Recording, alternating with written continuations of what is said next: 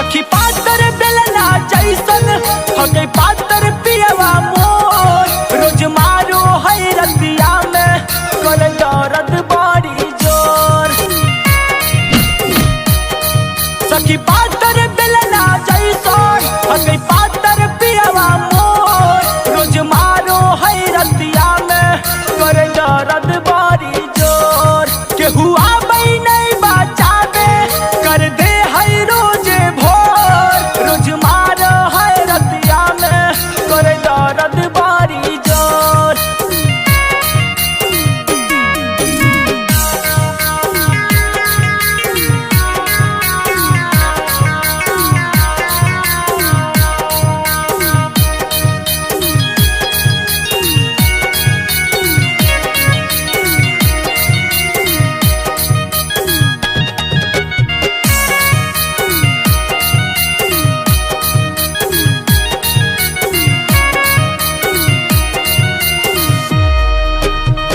सजन महा फोड़े खजन महा तोड़ा तपायल चुड़िया है बेबे और हन महा फेंक देता खाना महा खाए देनी जब पुड़िया है।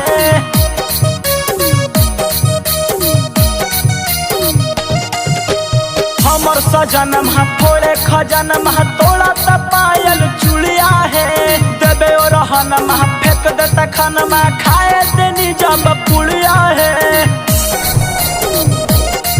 पगलाइल बाटे मुअना ऊ भइल जटा चित चोर रोज मारो है रतिया में कर दर्द बड़ी जोर। सखी